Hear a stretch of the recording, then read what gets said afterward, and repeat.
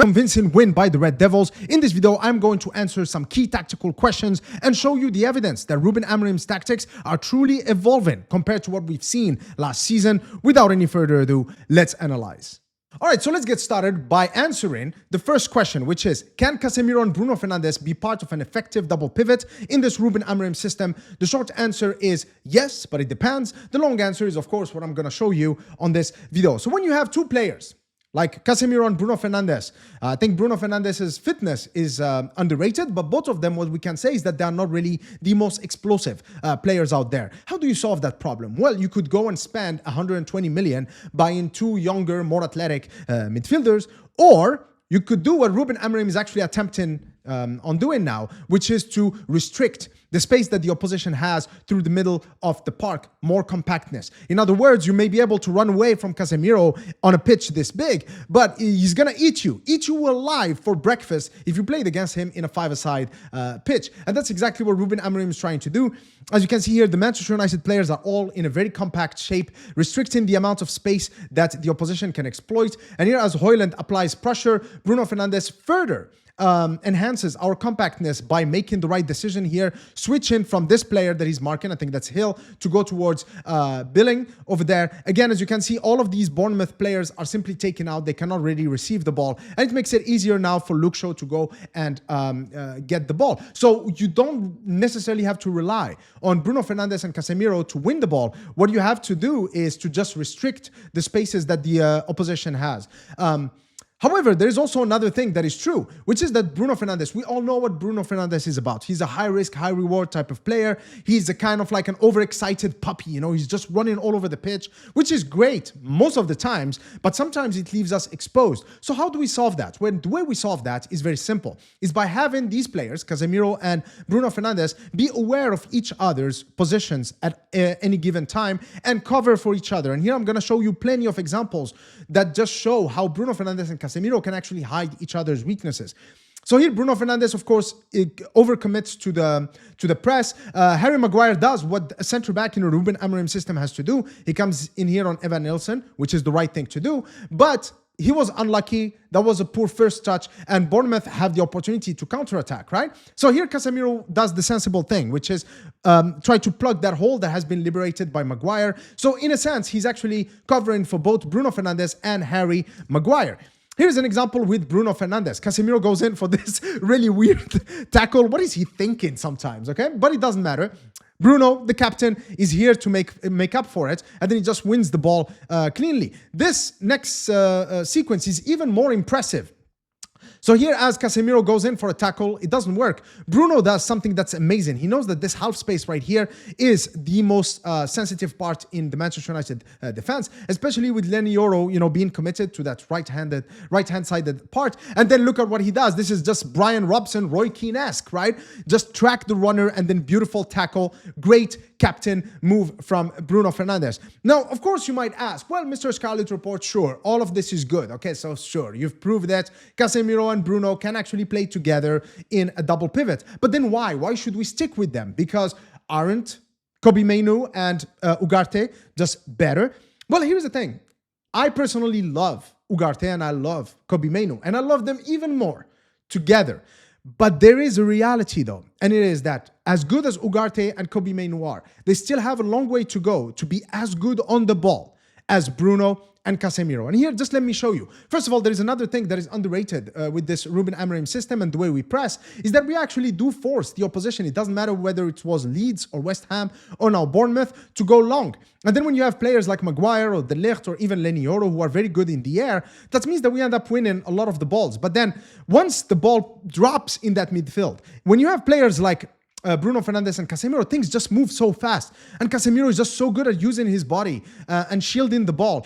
Things that Ugarte and Kobbie Mainoo are sometimes a little bit naive and they don't do as well or as consistently as Casemiro. But here, this sequence, this is of course the lead up to the Amad goal. really shows just the quality that Bruno and Casemiro have when it comes to, creating chances and having an impact in the final third. So here, of course, we collect the ball. So Bruno knows, okay, we are safe. We got the ball. He sprints, just long busting run, put himself in position where he can receive the ball, directs Dorgu to go wide, but it's not over. So as he spreads the ball wide, look at what's going to happen. These two players, Casemiro and Bruno, are going to combine by using their signature moves, what they are known for, in order to unlock this Bournemouth defense and create the Amad goal. So we know what Bruno is all about. It's that off-the-ball movement that ends up creating chaos and havoc in the opposition defense. And Casemiro's signature move is, of course, these passes from the half spaces without taking a first touch into the area. So here now, as you can see, Amad cannot really score in this situation because there are two Bournemouth players here.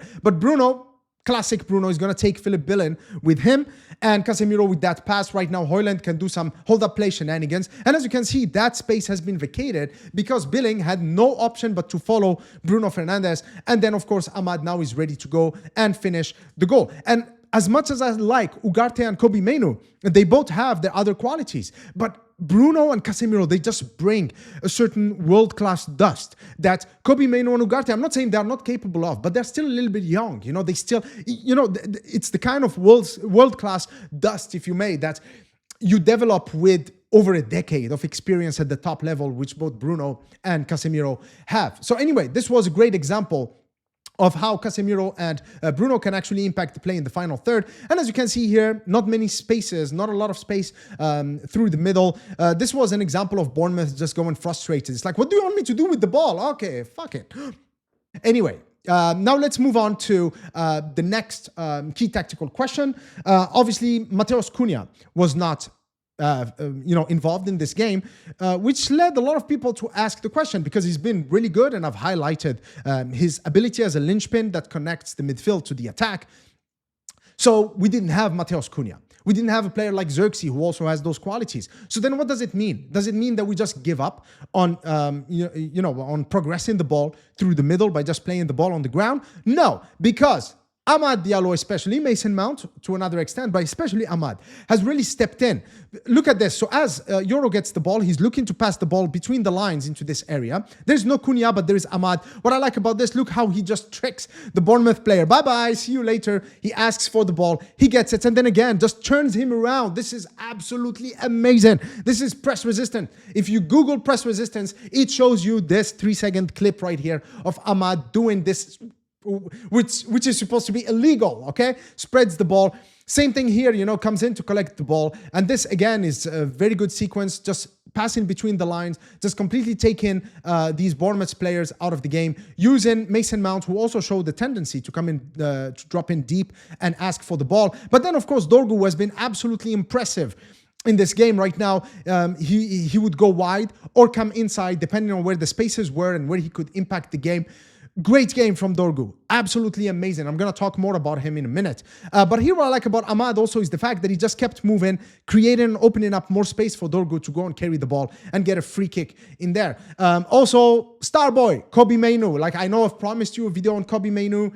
I'm going to try my best. I'm just trying to collect more data, more evidence from the preseason games. I was a little bit disappointed that he didn't feature more in this game. But here, look, again, collects the ball, quick feet, and then he's able to progress the ball into the opposition's final third. So again, no Cunha, but it didn't mean that Rúben Amorim changed the way we play. No, I think he brought in Matheus Cunha to tell everybody at Manchester United, listen, this is the guy who's going to bring my vision and turn it into reality, right? But he's not the only one.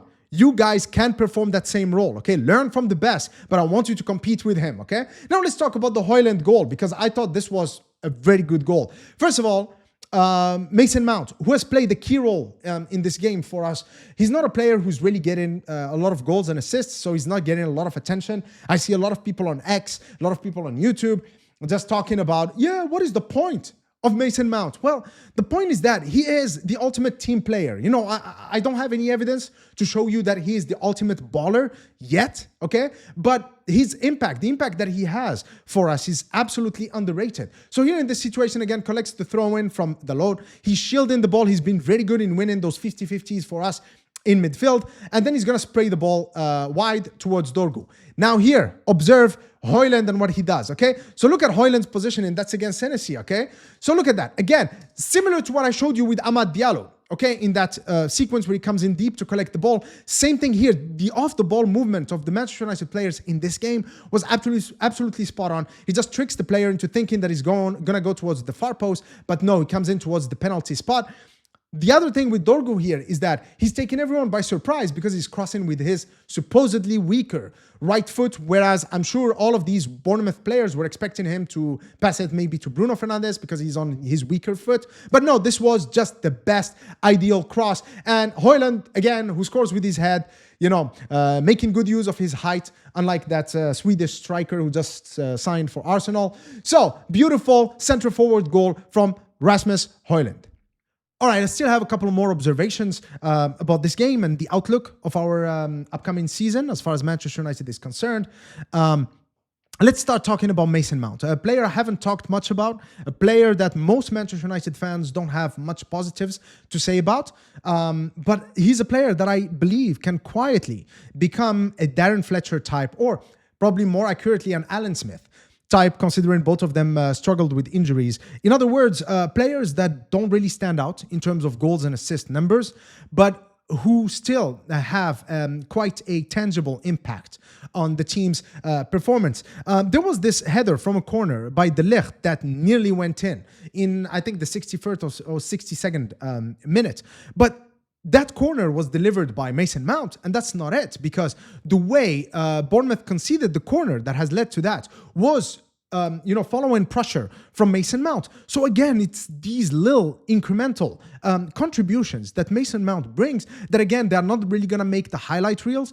I didn't consider them impactful enough, for example, to include them in my video analysis segment, but still they make a difference. They just raise the spirit of everyone involved. They help the team create chances, and they make the jobs of the other players easier, which, as a result, just enhances the performances of everybody on the pitch. So I think that Mason Mount this season could low-key become a really, really, really important player for us. My second observation is a little bit less obvious. I think that obviously a lot of Manchester United fans have noticed how much fitter the players are compared to last season.